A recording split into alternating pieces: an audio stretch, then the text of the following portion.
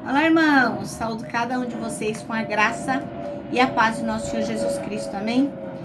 O meu nome é Miriam Anita, estamos aqui para estudar um texto escrito pela irmã Enilema Braide, que se chama A Verdadeira Adoração. Ela escreveu este texto para o Manancial, que é um devocional diário produzido pela União Feminina Missionária Batista do Brasil, que oferece para a gente meditações baseadas na Bíblia, que é a palavra de Deus. E sempre que nós estudamos um manancial, né, sempre que nós fazemos o nosso devocional baseado na palavra de Deus, não tem, né, irmãos, como não sermos inspirados, exortados e edificados. Isso promove o nosso crescimento cristão e nos engaja cada vez mais com a missão de Deus.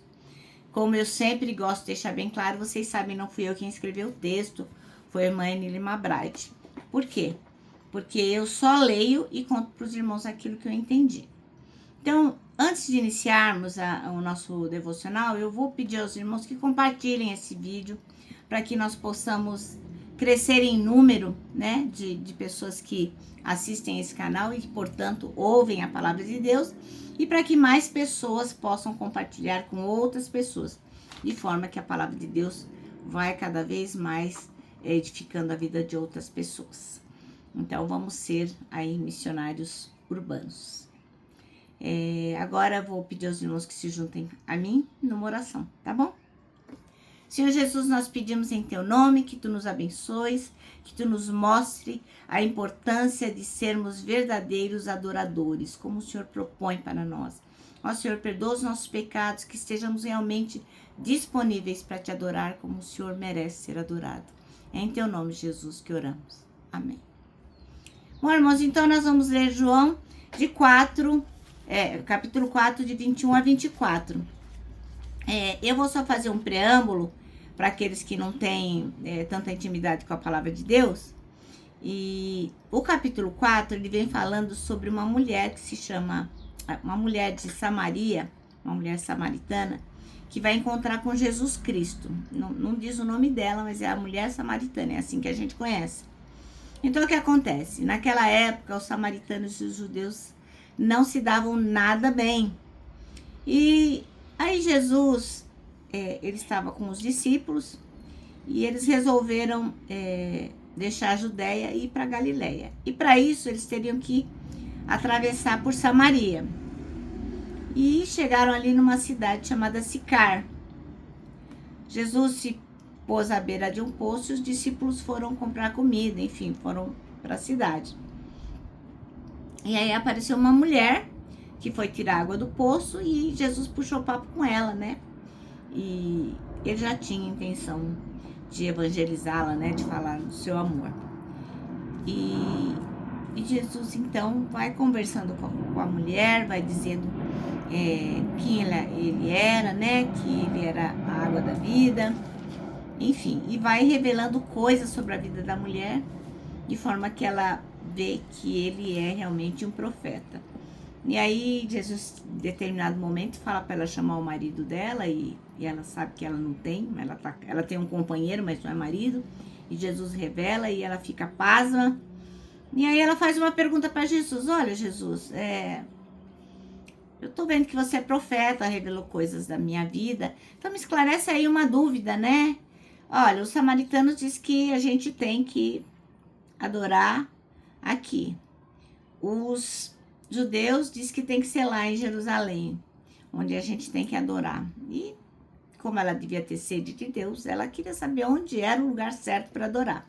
E aí entra o versículo que a gente vai começar a ler, porque é quando Jesus responde para a mulher qual é o lugar onde se deve adorar. E Jesus declarou a ela: mulher, podes crer-me, está próxima a hora quando nem neste monte, nem em Jerusalém adorareis o Pai.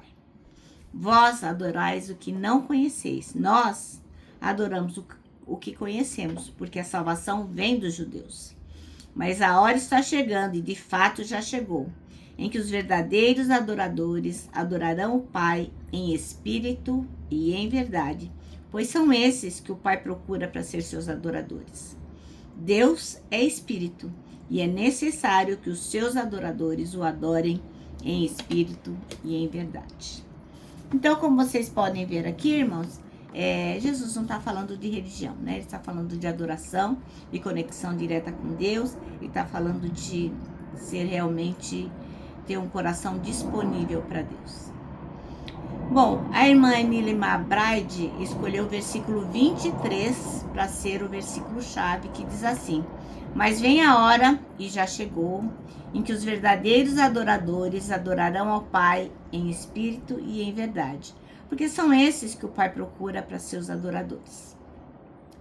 A primeira característica, então, de uma pessoa que deseja adorar a Deus é saber quem é que vai adorar, a quem vai adorar, né? Conhecer ao Deus que vai adorar, porque se você não conhece a Deus, não faz o mínimo sentido adorá-lo, né? Então a pessoa fala, eu vou no culto, eu vou na missa, eu vou adorar, mas não sabe quem é esse Deus que busca. Então Jesus deixa bem claro, ó, vocês adoram o que vocês não conhecem, mas nós, no caso, à época, os judeus, adoramos o que conhecemos. Então, segundo os que estudam a etimologia da palavra, o verbo aqui, conhecer, que foi usado nesse texto que a gente acabou de ler, ele tem o sentido de perceber com os olhos, perceber com algum sentido, notar, discernir, descobrir.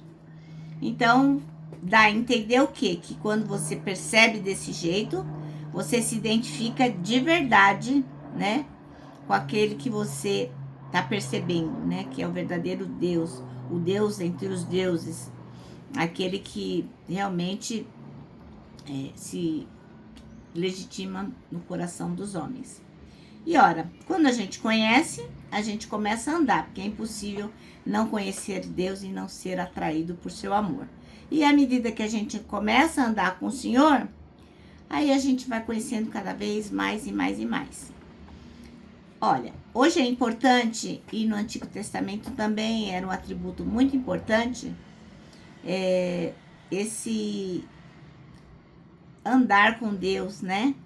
Esse caminhar ao lado do Pai, do Espírito, de Jesus. E, inclusive, a palavra de Deus faz referência a dois homens, Enoque e a Noé, que andavam com Deus. Quando a gente conhece a Deus, a gente é capaz de realmente contemplar, ficar admirado. Mesmo na nossa imperfeição, Deus ele se revela, ele se torna visível para nós. E aí a gente consegue olhar para Deus com os olhos da fé, e a gente pode sentir a sua presença e pode ouvir a sua voz. Então, quem que é o verdadeiro admirador? Quem é o verdadeiro adorador, né? Aquele que admira Deus, que contempla Deus, que nota Deus, que discerne, que descobre. Ora, o verdadeiro adorador é aquele que venera, que adora a Deus em espírito e em verdade, né? O que Jesus está dizendo. Porque a gente precisa adorar a Deus primeiro no espírito, reverenciar a Deus em santidade e em amor. Por isso que é importante nós buscarmos a santidade, né? Porque senão vai ficar difícil a gente conseguir adorar a Deus. E o verdadeiro adorador também, ele não é só aquele que adora em espírito, mas também o que adora em verdade, ou seja, revestido de verdade, uma pessoa genuinamente honesta em relação à sua fé. Isso vai levar a gente a avaliar o real motivo pelo qual a gente busca o Senhor. O real motivo pelo qual nós temos interesses ou desinteresses no coração vindos do Senhor. Porque se estivermos verdadeiramente conectados com Ele, Ele vai dizer o que é bom e o que não é para fazermos. A verdadeira adoração é, portanto, quando o espírito está realmente arrependido, quebrantado.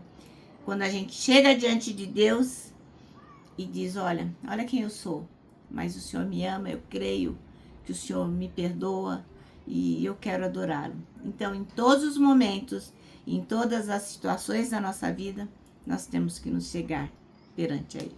Amém? Bom, irmãos, que o nosso manancial termina assim, ó. Adore ao Senhor em espírito, mas com espírito quebrantado, com coração grato e sincero.